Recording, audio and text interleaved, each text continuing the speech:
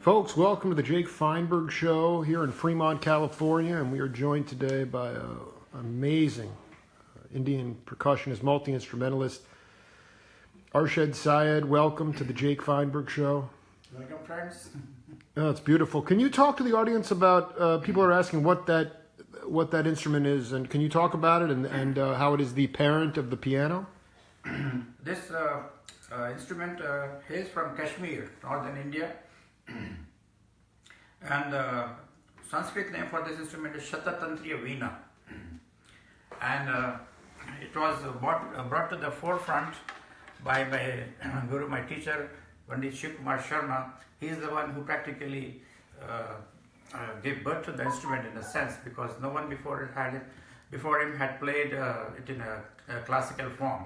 It was for centuries it was considered a folk instrument. But he brought it into the classical world, and it took some while for all the pundits to accept it as a classical instrument. But he just relentlessly kept going on, and it did. Now it's at the forefront in the classical instruments. Is there a way? Can you talk to the audience about the difference between Indian folk music and Indian classical music? Folk music and classical. That would require a very broad answer. Such a broad But you said it was hard to. I mean, there was a fine line for them to accept it. So the criteria for being a classical instrument, the instrument should have a sustain. It should have what you call a mean, which is gliding between the notes, and gamak. And so certain instruments, like folk instruments, like even the flute was considered a folk instrument because it could not do all these things. It had sustain, but it did not have the glide, the mean, and the gamak. And sarod, of course, you can do that. Violin was accepted instantly because it can do the means.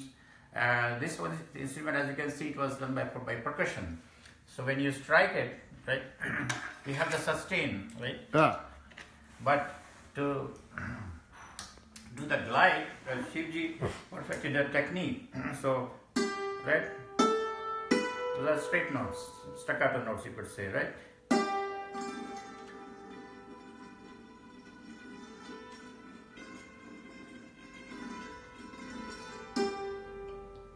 To produce that sound, you have to perfect this technique of gliding on the striker.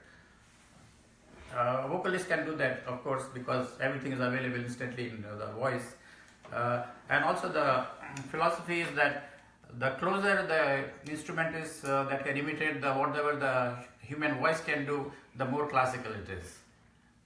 That's what I was looking for. Yes. So can you talk about your Ustaji? Who was he? Well, I have two masters. Two masters. For tabla, I learned from my Ustad Alla Rakha, who was, in a sense, the emperor of tabla in India. And his name one more time? Ustad Alla Rakha Khan. Wow, he was wow. Yes, he was basically, for me, he was the emperor of tabla.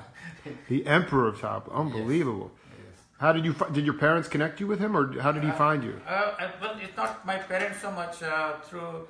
It's hard to find the exact link, but also in Indian philosophy, there's a belief that it has to be in your destiny to learn from a certain person.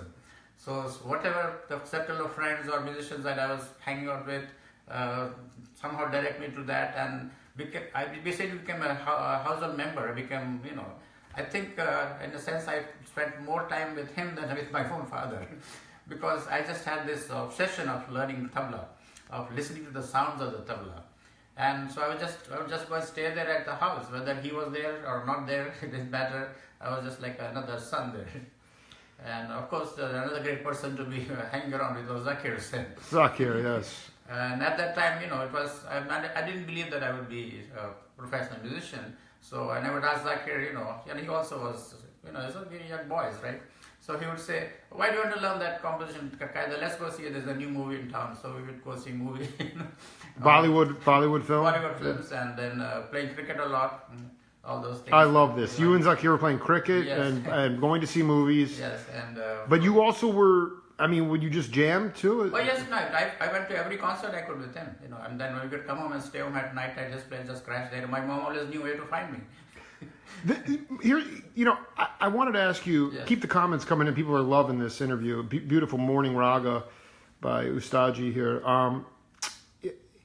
Like a lot of the jazzers, if you were younger and you got on the band, they'd let you come on the bandstand. But if you couldn't play, they'd walk off the bandstand. Yes. Okay. Yes. Did you ever have an experience like that where yes. you thought you were ready to play with the mask? Yeah, Can you talk about that? Yes, it did happen. And actually that was for light music. In those days, Bollywood songs were very big in Bombay. I mean, there's a lot of orchestras. So I wanted to play congas, bongos, folk drums, dholak, whatever I could get my hands on. I love it. Right? And it was like, it was kind of a little ruthless over there. When you went in an orchestra, they didn't ask you if you could play that instrument. Hey, grab the dholak and play it. It was like that. I have never played dholak before, you know. So it's like on the job training, you know. And then you just have to play because the standard is so high over there, right? So very quickly you have to learn the instrument and this is the beat, this is what you do. And so that was good training in a sense, you know, it made you tough. It made you tough. I mean, the dholag, for instance, like, I mean, they just, how would you personally adapt to it if you never played it before? Well, you know, I was playing tabla, so playing tabla helps you pick up all other percussion instruments very easily. Explain how. Yeah. Explain. The technique of tabla is so sophisticated, right? And the rhythms that you learn in tabla are so complex. So if you play a folk beat, sounds very simple. And what you have to develop is the feel for that instrument. It's not so much the technique itself. Okay, this is the feel. I have to keep my classical training out and put the folk feeling in this. Right. It's not a formula trip. No, you need to put soul in. Soul in, exactly. Can you talk about? That's so interesting. I just feel like you go see live concerts today. Definitely not necessarily Indian raga music, but no matter what it is, there's a formula trip. You play it safe. You get through the tunes. Yes. The audience is happy. They leave, and that's cool. Yes. Yes. How did you develop the feel? How did you break off of the classicalization and the monetization? I don't want to bag on classicalization, but what I'm getting at is, how did you learn to play spiritually? I think that's an innate quality that a musician has. I did not consciously work on it, but I was told by my peers, "Oh, you have a feel for this," you know. And it felt good to them. So they said even if I played a simple pattern, oh, that's your hands have that feel that is required for this kind of music. So it's like a blessing. I did not consciously work on it. It's just and like playing the santur, I didn't have so much formal training. But when I play a rag, then that sounds correct. That's the rag, So like what I played just now, people say I have the feel for that rag. So I did not consciously work on it, One of the questions that came in from one of the viewers was, is there a name for the piece you played on the centaur? Ahir Bhairav. How do you say? Ahir Bhairav. Ahir Bhairav. It's some early morning rag, dawn rag. Now you're performing this evening with, did I hear you correctly, with singers? Yes, with about 10 singers. 10 singers? Yes. So how do you incorporate all that vocal raga with the centaur? Well, in this concert, all the singers will be singing my compositions. Some of the lyrics I've written myself, some of them from the legendary lyricists of India, great poets, and I've composed all the melodies. So I'll be playing a little bit of santur on some of them, just to enhance the melody. But I'm not playing much, it's just my compositions. Basically, I'm going there as a composer today, not as a player. You're composing? Yes. And okay, this is very interesting. We were talking to a master multi-instrumentalist. Could you play some of those these and introduce what these instruments are? This is a North Indian instrument again. Originally it comes from Nepal. It's Nepal, thank you. And what's the name of it? Madal, M-A-D-A-L. Madal. Yes.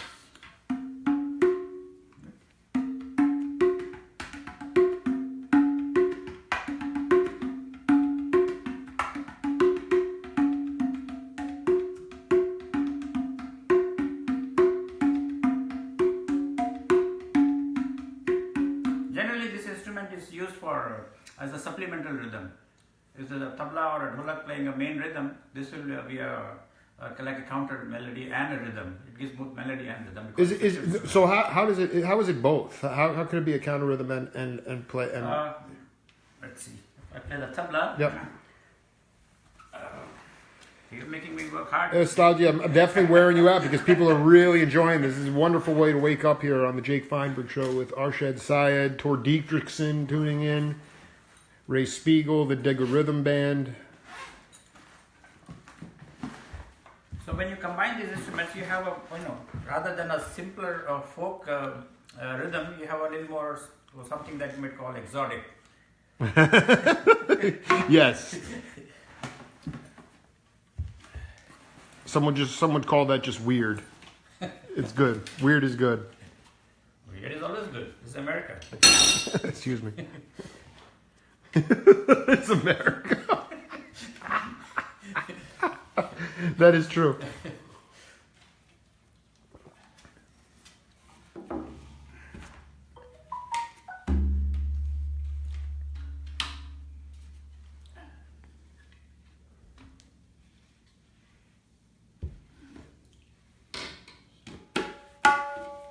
So they're not quite tuned to sync, but so rhythm like this, folk rhythm.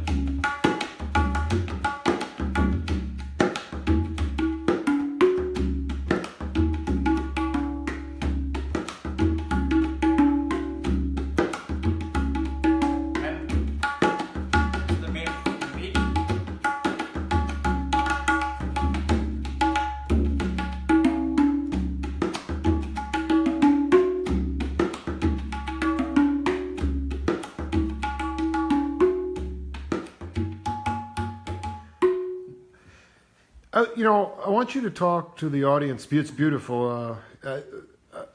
When you came to the States, how did you meet Babatunde Olatunji? Oh, I went to California, Cal State College in Sonoma. I was doing my master's in business management, and you have to take GE requirement classes. So I took African music. Beautiful. And so that's I studied with him. I think more than 2 years. I took as many classes as possible, and it was great because then I realized how complex the African rhythms were. You learned all the bell patterns, the Nigerian high life rhythms, and even though he was not a very open teacher, but I still tried to get as much as I could from him. What was his teaching style like? I mean, how would he inspire you to want to learn if he wasn't that verbal? No, I think it was my own obsession. And of course, I was playing in Digger Rhythm Band, and those were very useful rhythms to learn because I could, this bell pattern, that's how it makes sense. And one thing about I learned was that was quite profound about the African rhythms was they're also very classical in the sense, very traditional, because if they have what you call like a concolo bell pattern, you will not play other rhythms in that pattern. You have to follow that, just like in tabla you have a qaida which features a certain syllable or a certain pattern of phrases. In those, they also have the same thing, and then they have ceremonial rhythms also, like for a birthday party or a birth or a funeral. They have certain rhythms that you just play those. You do not play other rhythms in that. So that was quite profound for me because I think you think African music is all fun and sending messages, things like this. Very bad concept. A stereotype of some sort, yeah. So that was great. I mean, wow, this is quite advanced. And then you learned about how about 6 drummers playing a different pattern on each drum, like conga drums. But when they play together, that sounds like one rhythm. Absolutely. That was awesome, And each part has to be so well and so precisely done in that place. If one person makes it slightly off, then the whole thing falls apart. Right. It sounds like everybody's playing a different role. Yes. How is it different from a collective jam with Indian percussion? I mean, in that sense. I mean, isn't it the same way? Where No, it's not. It doesn't sound like a jam session. It sounds like a very traditional rhythm, actually. So I mean, I wouldn't have all those drums here to demonstrate that. What was Babatunde? Was he hip to the Indian percussion? Did you bring it in and incorporate it in class? He only mentioned it once about tabla. What did he say? Yeah, he said because he talked about the complexity of the instrument. Really? As far as I remember, yeah, it was back in 1975, 1976. So a while back, yeah. When you Zakir brought you here. How did you come here? Yeah, he was the only person I knew in California. He was the only person you knew? Yes. And he recommended that you go to Sonoma? Yeah, some friend of ours, he said, okay, he has a college in California, so and they sent me the application for the admission, and I applied, and again it was destiny. It was destiny, and Also, actually, I'll tell you one more thing. Yeah. When I was, I think I was 16, right? Sometimes, people have visions, right? So I had this vision that I would be living on the west coast of America and I would be playing concerts, you know. And that came true, and my goal wasn't to come here, wasn't to play music, it was to go to school, like so many other Indian people that you would know. So, they come here to be engineers and all that. And I was doing my business administration, but this was there. absolutely. And I mean, then you run into, Zakir, of course, there's Vicky Hart and all that, and how can you go wrong? well, I was going to say, when the Digger Rhythm Band, made up of so many beautiful cats, Jim Lovelace and Ray Yes. Spiegel and Yes. and Tor Dietrichson and yourself and Mickey Hart, were there charts on and Vince Delgado? Don't let me forget. Yes. But can you talk about the time that it took to put that album together, and was it? And it was stuff notated, because everyone I've talked to said the rhythms were very complex. Incredibly complex, incredibly complex, not very, that would be an understatement. Playing something like in 10 and a quarter beats rhythm cycle, or a longer cycle of 205 and a half beats, and the meter keeps changing. You have to change instruments while you're playing the song. You get up and on the 17th beat I have to get up and play the congas. So things like that. So I don't think there's no notation, and that worked because everybody had a very strong tabla background. Right. Everybody learned tabla from Shankar Hussain, Zakir Hussain, Shankar Ghosh, sorry, and Shankar Ghosh, yeah. Alla Rakha. Alla Rakha, that's why they knew that.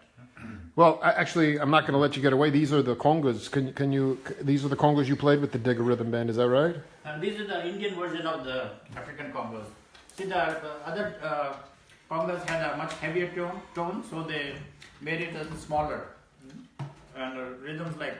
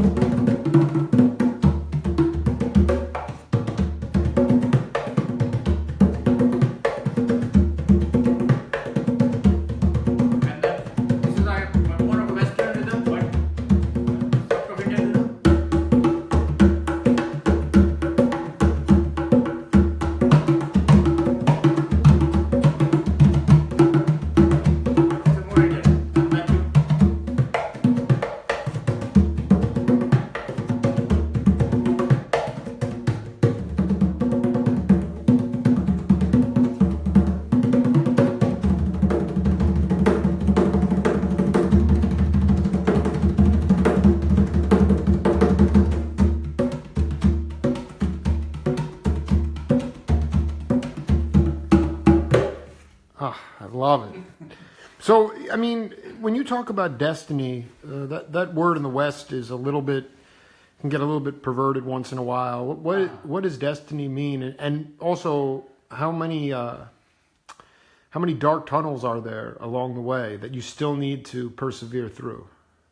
Dark tunnels, yes. Many dark tunnels. Destiny it's kind of like more of a philosophical term. I think some people believe in preordained things. Right. Some people will say, "Oh, you're born to be a musician. You're born to be a singer. You're born to be an actor." Right. So in that sense, it's a destiny also. And sometimes we try to do other things. Like I went to school to as a regular student learning business management and all that, but then I end up being an artist. So how do I explain that? Your folks, how did you explain it to them? Oh, that's a tough one. Yeah, because I mean, you talk to anybody, and some people say if you're going to choose music music chooses you. It doesn't. No. Yeah, music is for centuries. It's been looked down looked down upon as a viable profession. People think, well, you cannot earn a livelihood playing music. That is reserved for just a few top people. So it becomes a question of survival.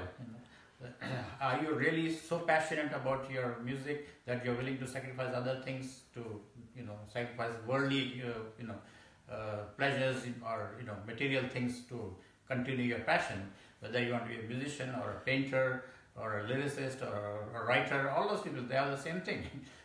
Absolutely. I mean, Writers are struggling all the time too. welcome to the Jake Feinberg show as well. I mean, it's the same thing. It's how far out do you want to go, and how much are you willing to forego the material life. Like when I interviewed Zakir, he often will go back to villages and play and perform. How often do you get back to the homeland to play? I go there every 3-4 years maybe, but I go simply just to meet my family, not to perform or anything like that. Yeah, I have a very short time because I have to stay here and make a livelihood. So, I cannot do that. Can you just talk a little bit about the gigs that you have for your livelihood? I mean, obviously tonight, but what other context are you playing in? Today would be a very a very interesting, very nice role today for me. I'm going there as a composer, not as a performer or a player. I have composed a lot of ghazals, geet, some Bollywood type songs.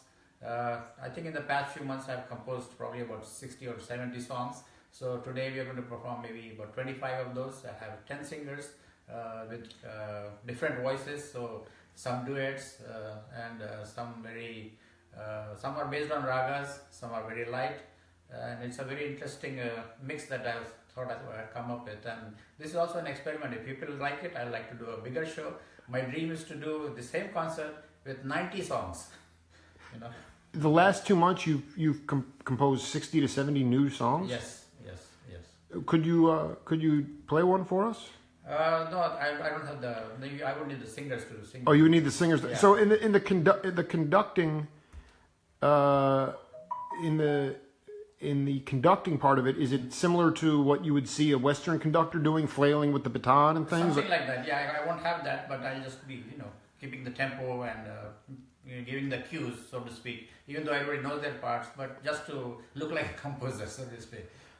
Absolutely. Yes. Talking to Arshad Syed here on the Jake Feinberg Show live in Fremont, California.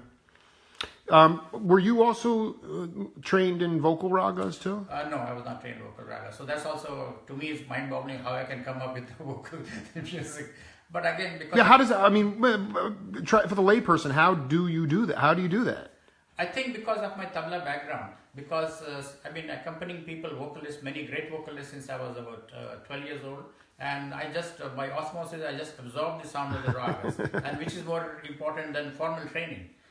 Because if you absorb the ragas, then you know it very well. So if somebody had asked me the rules of the rag, I would not spell it out, but I know the sound of the rag, or the feel of the rag. And that's really what matters. So if I come across some lyrics and, this rag will be suitable for these lyrics, and just, then it seems so difficult, it just seems to happen. If I look at like four lines, I just somehow it appears there. Oh, this is the melody that it should be done with. And again, there's no scientific explanation. So you actually do not sing at all? Zero. Unbelievable. So how did you determine you have 3-part harmonies in country folk music sometimes, but you're talking about 10 people singing ragas at the same time. Not same time, no, there's solos. There's solos. Wow. Yeah, 10 solos. There's 2 or 3 duets, but they're solos. Yeah. So I guess you have to hear that. I wish I had some singer here who could demonstrate. No, I'll be there tonight. But the question is, when was the first time you played with a drum kit, a trap set? I was at Mickey Hart's barn. There was a set available. When he was not looking, I went and tried it. Yeah, because I think he had some special cat skin on his one time, and that's a pretty rare thing. It was cat skin? Yeah, he had cat skin. So, What was that? What was the feel like to use your feet and your arm? It was great. I would love to. So you would be, because the music. Can you paint the picture of what that was like? I mean, in terms of just showing up and as a unit, was it? Did you guys basically record everything together, or was there a lot of overdubbing? Oh, in the Digga record, you mean? Yeah, the Digga. There's no overdubbing. No, zero. Yeah. I think Zakir may have put on 1 or 2 tracks later, but we played. It was a live take, and that's why it took so long to record, because the pieces were so long, so complex. We actually we spent 4 whole months in the studio every day. In fact, we were inside so long that I lost my complexion. I was turning white. You 4 months, no sun. Because we practiced like 8-10 hours a day, every day. The whole band would show up and there was a lot of food there, and Vicky had, it was a barn. So everybody would come there at early morning, 10 o'clock, and we'd be there till late evening. And we practiced our parts, we practice. And we recorded all the time. Just in case we got one good one, we could use that. right. But it took 4 months, and this is before, this is after we have been performed those pieces for a couple of years. So you got to Sonoma State, and what other? I mean, when you got your degree, Yeah. what other kinds of bands were you in? I mean, the Digga band did not play live that much, but No, very little. so yeah. what other kind of bands were you in? We played with some, I guess they were playing Latin jazz, so a few times I played timoles, a little bit of bongos, then I played, it was more like jam sessions, some soft rock bands, things like that, just as a percussionist. I did not play tabla in that. And yeah, so that was more for fun. And then mostly then was classical, just tabla and either flute or sitar and all that. So that stopped after a while. And then again later, many years later, I got into playing Bollywood band shows also, where I played these drums and bongos and some traps and also. And then, but the problem with that is it's so hard to get everybody together in the same room at the same time for practice. And that's why I prefer classical music. One tabla, one sitar player, you don't need rehearsal, you go and perform. Absolutely no, but I mean, were you in the Bollywood studio scene? I mean, were you in the studios recording? Yes, I did many recordings. I forget how many recordings, all different kinds of genres. Yeah. Sometimes Indian, sometimes Western. Sometimes people call me. In those days, also back in the early '90s, they had a sampling going on. So people would call me I took my whole like a van load of instruments and sampled all the sounds for them. Things like that, like a studio musician basically. Do you think that you would have continued on your path of destiny if you only had mastery of one Indian instrument, or was it the idea like people are saying what a versatile player? Talk about versatility and how that's led to salvation in your career. I think that again is well, there's two things. One is a natural ability. The other thing is good economics also. Because I get many different gigs. I can go play classical tabla. If somebody is singing Drupad music, I can play the bakhawaj. If somebody needs Bollywood songs, I can play the dholak or the congas. If somebody asks me to do a classical santur concert, I do that. So, and I've been a sound engineer. I have set up sound system for concerts. I've been a recording engineer. So that has to do with economics. And so I think it's again the passion for all kinds of music, not just pure classical music or pure Bollywood music. I just like all of them. I interviewed Syed Parvez Khan, and he was talking about his father, who was his teacher, and that the only positive feedback he got from him was basically, I'm going to be hard on you because I want you to become ustad. And he overheard his mom and dad talking, but your guru was not your father, but what was his leadership style like, and how? And he was one of the most open-minded musicians you could think of. If you think, okay, he's the emperor of tabla, right? Classical, very orthodox tabla player. But the people don't realize now that he gave music for 25 movies as a music composer, Bollywood. I mean, how is that for versatility, right? One of the greatest tabla players in the last century. Right, classical, and yet 25 movies, and he got tired of that because people would not show up on time. Right, and my other teacher, Pandit Kumar Sharma, his name is very big in the film industry. He's given composed music for quite a few movies, and he's a classical pandit. So when I have those two, how can I go wrong? Absolutely. Right? But Arshad, what is your concept of love?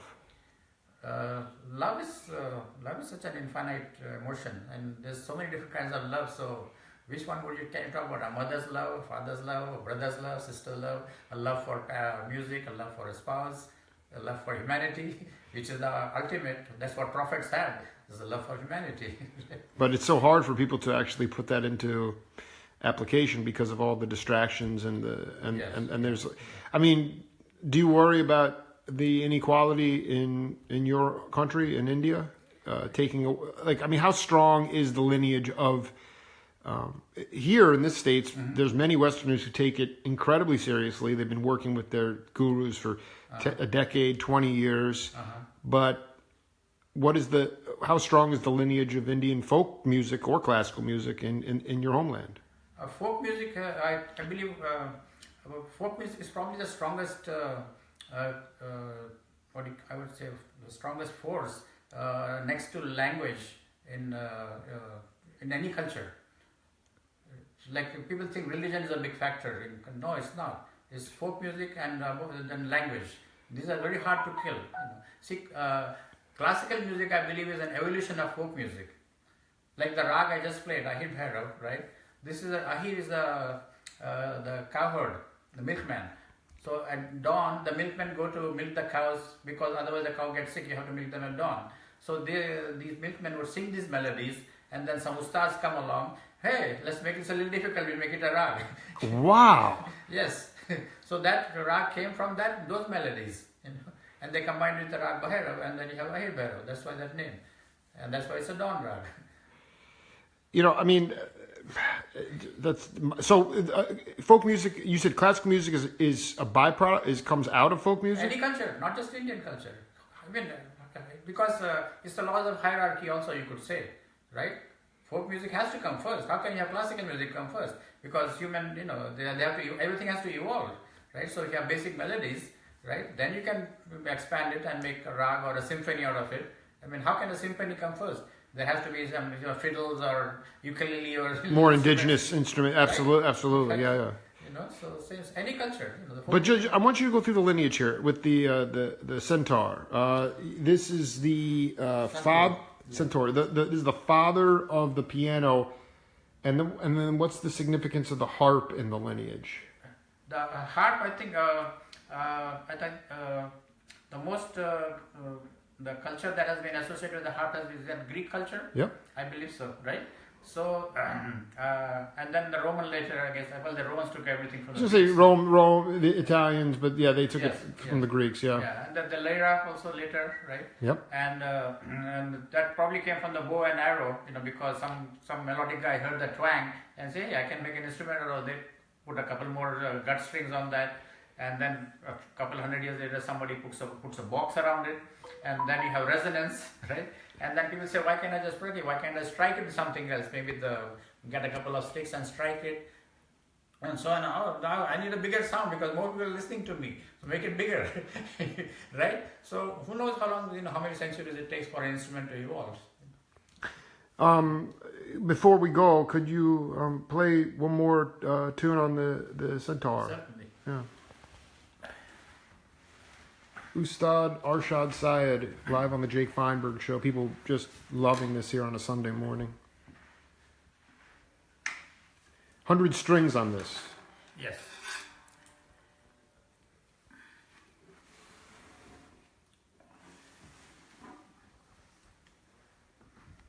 So I play the melody of a song I had composed, just very briefly.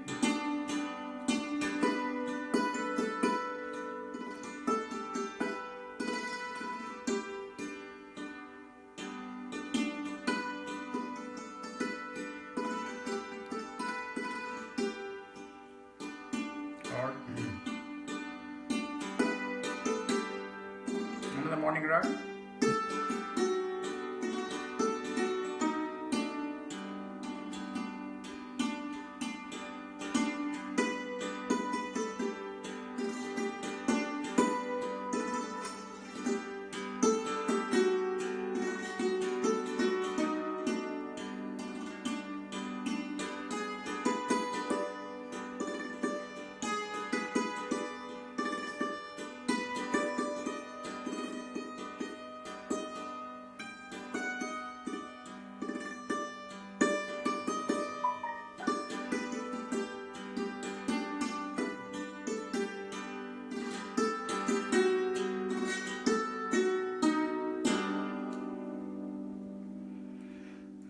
Arshad Syed, much love to you, brother. We'll do it again soon. I hope to see you tonight before I leave. Thank you for being part of the Jake Feinberg Show. Thank you, Jake. It was a pleasure speaking to you and to all the friends on Facebook. Absolutely. Thank you. We'll be back in a little bit.